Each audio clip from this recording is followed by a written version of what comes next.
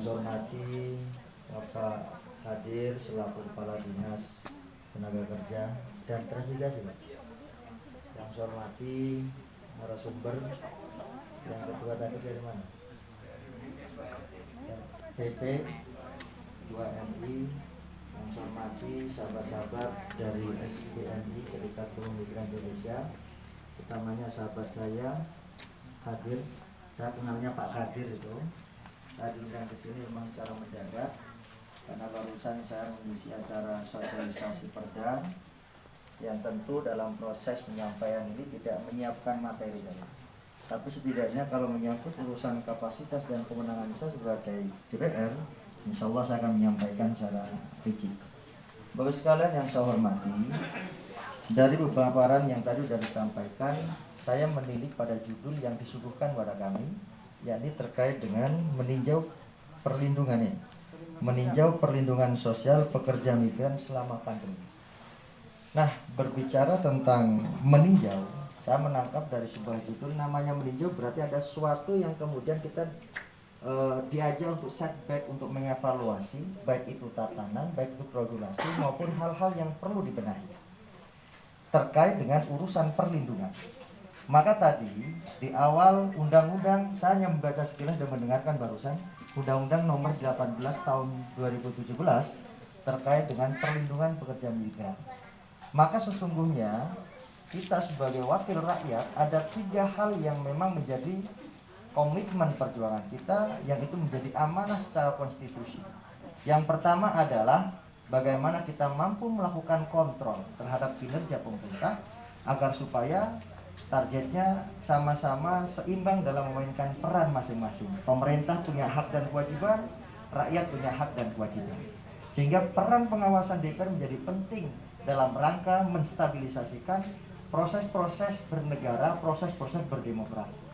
Jadi pertama adalah tugas kita, yakni sebagai fungsi kontrol. Yang kedua adalah fungsi budgeting. Fungsi budgeting ini berarti menganggarkan seluruh program-program pemerintah yang itu menjadi basis kebutuhan masyarakat, basis kebutuhan rakyat. Saya dulu bersama Pak Kadir ini bersama-sama selama 7 tahun. 7 tahun di PKH Pak Kadir. Pak Kadir ada Pak Kadir, itu Pak Haryanto, tapi panggilannya Pak Kadir, Pak Kadir. Biar tidak tahu ya. Ini Pak Kadir juga, beliau mantan pernah jadi wakil bupati beliau. Alhamdulillah sekarang lebih enjoy di dinas Disnaker ya. Pak Kadir, yang saya maksud Pak Haryanto, beliau memang konsisten. Sejak saya kenal beliau, komitmen perjuangan untuk teman-teman buruh luar biasa. Maka hari ini saya diundang untuk bisa hadir dalam rangka sharing bersama-sama karena hari ini saya menjadi wakil ketua DPR. Maka peran fungsi DPR yang kedua adalah budgeting. Apa itu budgeting? Menganggarkan seluruh rangkaian program pemerintah yang itu menjadi basis kebutuhan rakyat. Tidak atas dasar keinginan, tapi atas dasar kebutuhan. Tapi saya tidak pernah mendapat aspirasi dari teman-teman buruh migran selama saya menjadi DPR di tahun 2014 sampai sekarang. Dan memang saya ini butuh dimanfaatkan Pak Kadir. Kenapa saya butuh Pak Kadir ini di sini?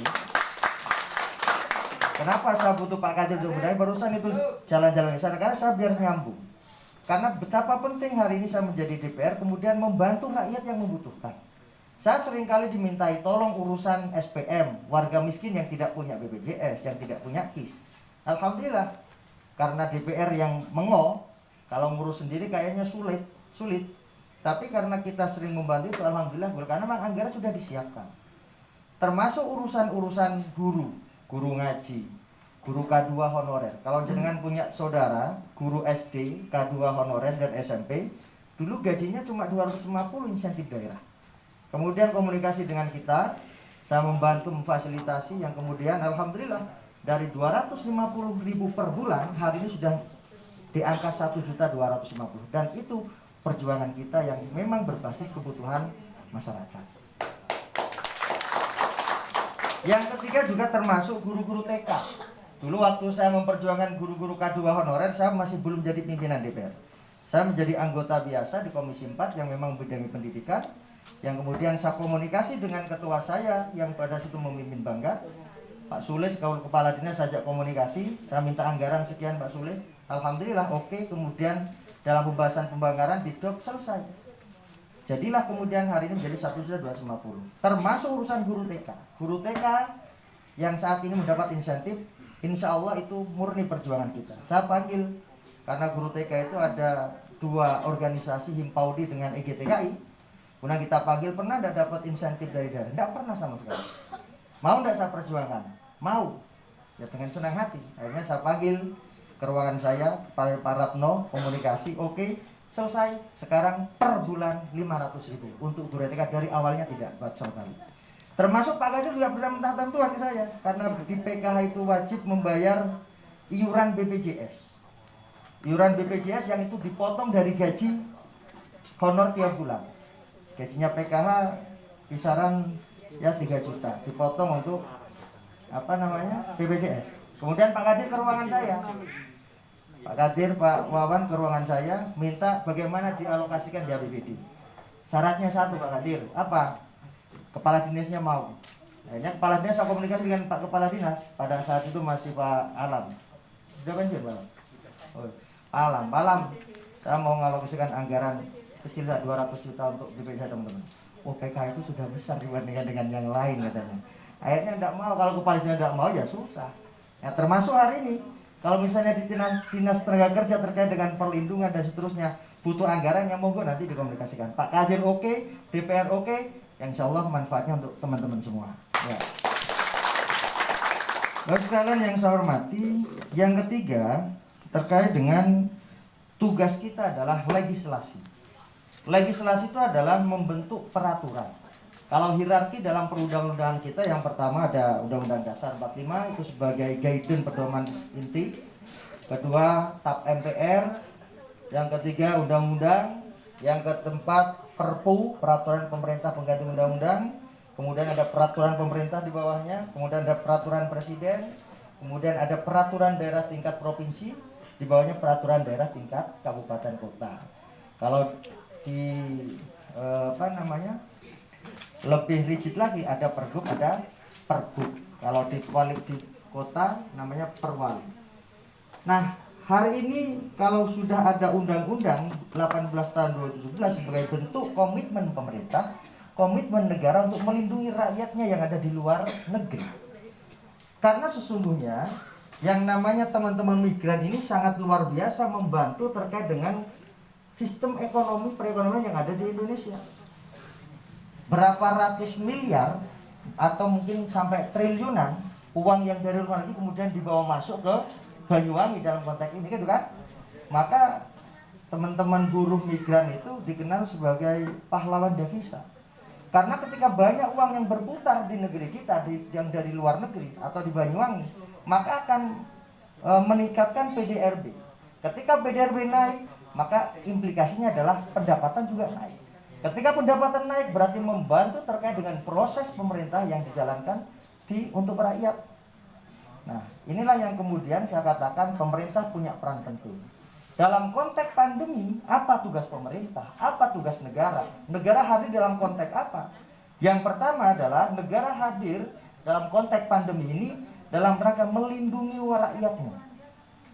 Bentuknya perlindungan, sampai dikasih vaksin, diberi vaksin, kemudian agar supaya prokes jalan. Ini bagian dari negara hadir dengan aturan-aturan yang sifatnya mengikat untuk melindungi rakyatnya agar supaya tidak terkena virus corona.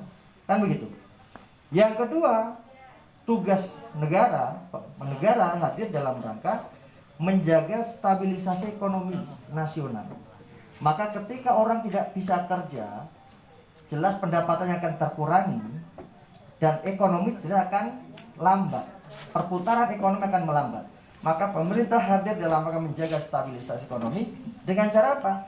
Dengan cara bantuan tunai. Jadi kalau istilahnya kalau ada dana desa itu ada bantuan untuk COVID. Termasuk di pemerintah daerah kemarin ada bantuan sosial yang berupakan sembako dan seterusnya. Ini pemerintah hadir yang memang tujuannya untuk bagaimana rakyat ini sejahtera, rakyat ini aman, rakyat terlindungi. Nah, tentu dalam konteks kali ini saya kumpul-kumpul dengan teman-teman SBM ini merupakan sebuah penghargaan, penghormatan yang luar biasa. Tentu dengan kita bersharing pada hari ini, saya ingin banyak masukan-masukan saran-saran, termasuk mungkin aspirasi apa yang perlu kita kawal untuk bisa melindungi segenap teman-teman yang memang konsentrasinya ada di migran. Maka saya istilahnya PMI tadi baru dengar dari sini. Saya dengar kalau PMI itu kan Palang Merah Indonesia, tapi kalau di buruh migran lain, ya pekerja migran Indonesia. Nah, saya baru dapat ilmu itu satu di sini. Saya dengar apa PMI. Karena saya memang basic saya pesantren, Pak. Jadi urusan-urusan begini ini ya saya butuh belajar banyak. Maka saya kesempatan kali ini saya mohon nanti teman-teman lebih banyak mempertajam dengan diskusi. Karena bagaimanapun tugas pemerintah, fungsi pemerintah itu yang ada 4. Jadi fungsi pertama adalah pemerintah fungsinya sebagai regulator, pengatur. Bagaimana cara mengatur, mengendalikan yang sifatnya mengikat dengan undang-undang, dengan peraturan daerah. Dan peraturan daerah itu tidak boleh bertentangan dengan aturan yang di atasnya. Peraturan itu tidak boleh bertentangan dengan aturan di atasnya. Namanya perda kabupaten tidak boleh bertentangan dengan perda provinsi.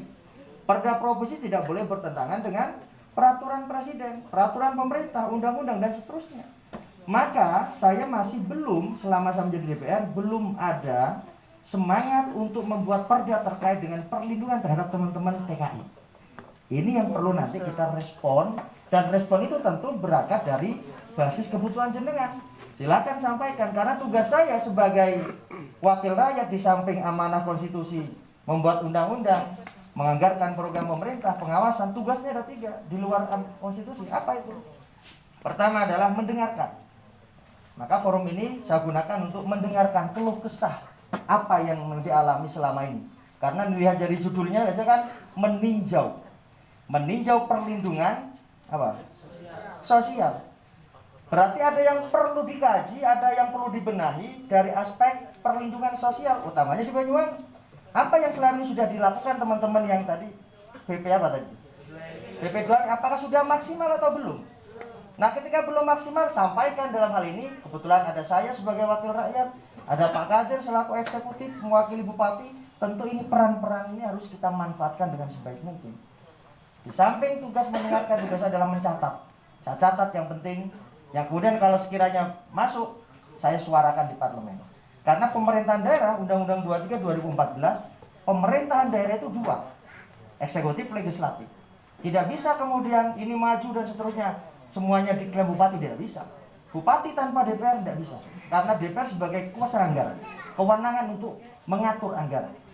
Maka dalam skema pemerintahan daerah, bupati, DPR sama-sama punya peran yang semua ujung-ujungnya adalah semua ketika sukses, ya sukses DPR, ya sukses bupatinya. Begitu kira-kira.